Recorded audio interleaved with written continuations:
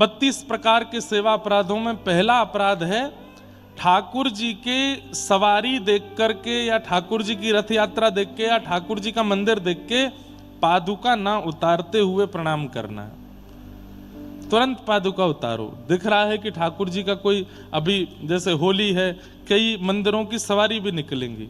हमारे कुछ दिन अभी ब्रह्मोत्सव शुरू हो जाएगा श्री रंगनाथ मंदिर का।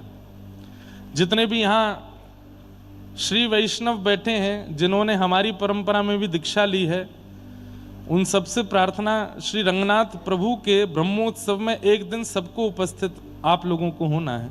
हम तो कथा करने के लिए कहीं बाहर जा रहे हैं, उन दिनों में मैं नहीं हूं, पर हमारे जो भी शिष्य वृंद यहाँ हैं वृंदावन में, श्री रंगनाथ मंदिर के ब्रह्मोत्सव में एक दिन जरूर जाइएगा और हो सके तो रथ यात्रा तक रुकिएगा।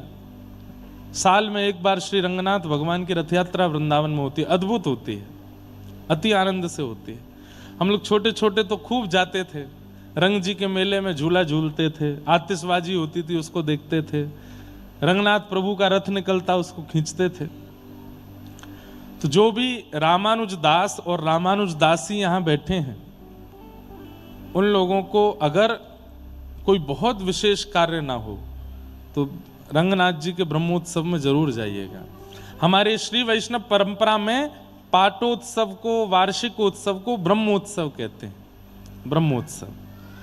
तो श्री रंगनाथ मंदिर का पाटोत्सव है ब्रह्मोत्सव, उसमें जरूर जाइएगा। रंग जी कैसे रथ में आरूढ़ होकर के निकलेंगे, श्री गोदा रंगमन्नार, श्री गोदाम्बा जी के साथ ठाकुर जी निकलते हैं।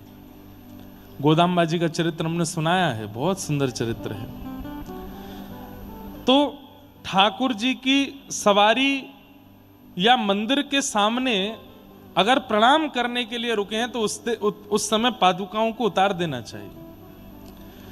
कई बार देखा गया है कि कई वैष्णव जन भी गुरुजनों को देख के पादुका में ही प्रणाम कर लेते हैं। नहीं, ये एक बहुत सूक्ष्म सम्मान है आचार्यों के प्रति कि आप पादुका उतारिए, उसके बाद प्रणाम कीजिए। ठाकुर जी की सवारी आती दिख रही है, पालकी आती दिख रही है, रथ आता दिख रहा है, तुरंत पादुका उतारो, पहले प्रणाम करो।